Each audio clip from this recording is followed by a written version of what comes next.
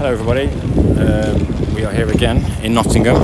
There may be a bit of wind because I broke my microphone today, so apologies for the audio. I have to order another one off Amazon, or another pair of mics off Amazon.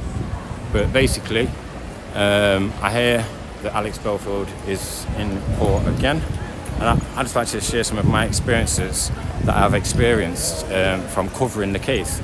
Like, for example, let's sort this camera out. Technology. Click. There you go. Do as you're told. Yeah, so basically,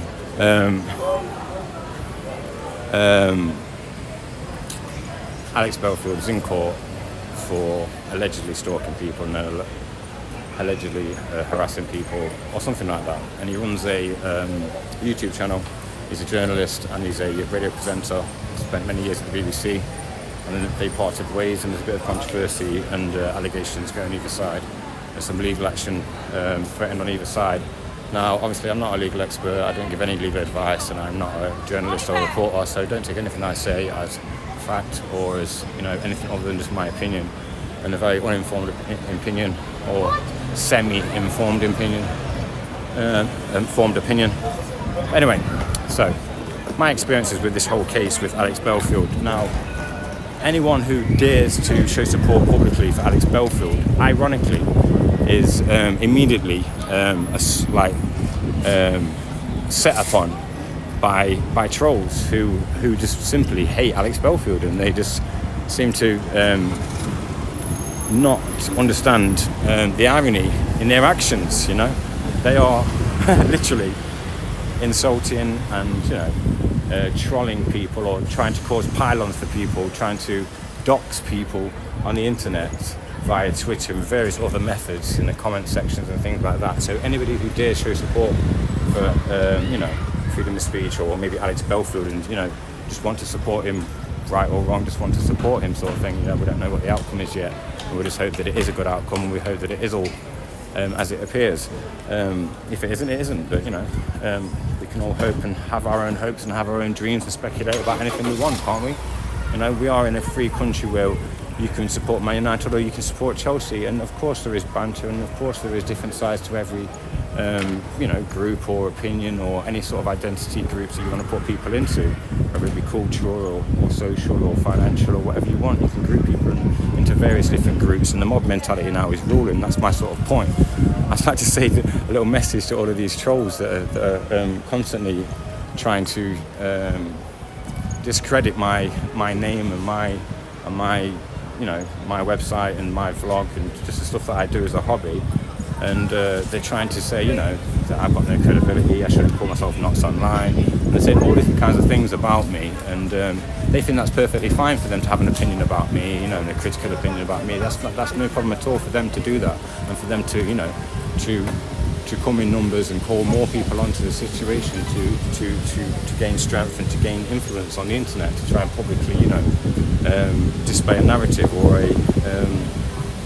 a poor reflection upon my supposed projected intentions that they put upon people. They assume that because I cover something or I retweet something, that means that I am the same person and I am part of that group of people that they don't like, so they feel like it's okay. But what's ironic in this case, because everyone could do that, there's nothing wrong with that, is it? If you don't like something, go and tell them about it. Nothing wrong with that. But no one's asking you to go there, no one's forcing you to watch it, no one's forcing you to listen, no one's forcing you to do anything in this country. That's the irony of it all, you see. Because in the very noble action of them defending people's feelings and defending people's mental health, they will in fact attack other people's mental health in some vigilante cause.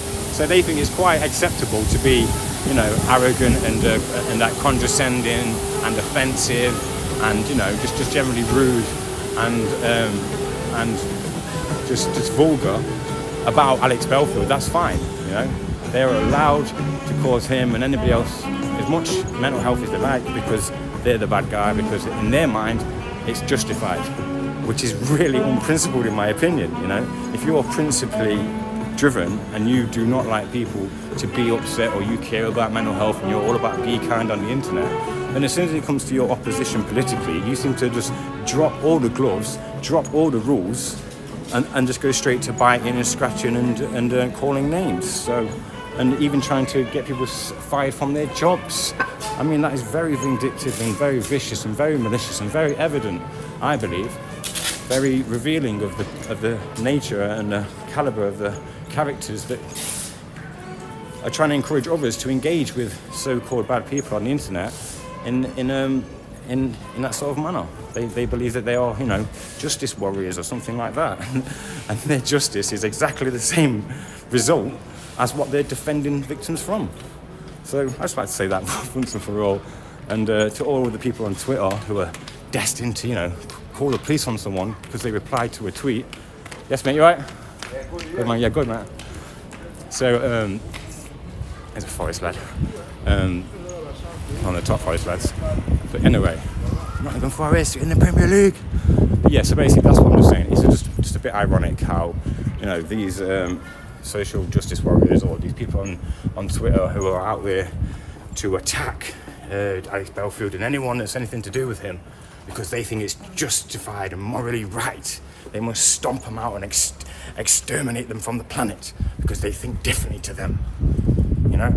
What they deem as offensive and threatening and harassing can simply be a reply to their tweet that has got nothing to do with a threat and nothing to do with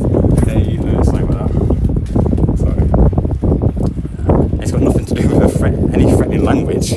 But anyway, because my audio is so terrible and I broke my microphone today, I won't go on about it, but that's just basically my position on the whole matter. I got into a little bit of a spat with somebody on Twitter last night, and they were like, obviously it's publicly viewable, so I'm not trying to tell anyone anyone's name in it, but they were mentioning my surname on it, and I just thought the irony of it, the absolute irony of these bullies. They think it's acceptable to bully people that they think are allowed to be bullied. But if it's somebody that, it's just atrocious hypocrisy, absolute hypocrisy. Not once have I ever bullied anyone on the internet, or done anything, even in real life I don't bully people. And it's funny that the people who are so morally justified are acting in such a childish and malicious, insidious way. And I just think that, leave you to it. Obviously, they can't be too self-aware themselves, and that's the irony, is that they'll come onto your Twitter and patronise you about I need mental health help and I need to be a kinder person, apparently. Yet I've not said anything at all that's directed towards them, or that's I would deem vulgar or abusive or anything like that, threatening or violent or anything like that. Nothing that I've said to anybody on the internet has been like that, or even in real life. So anyway, that's what I've got to say about it. All these Twitter trolls are hypocrites, and a lot of the YouTube commenters.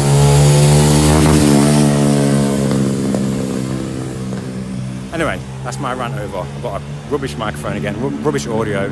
I'll be back on Amazon later to order some more, maybe next week, because I can't really afford one right now.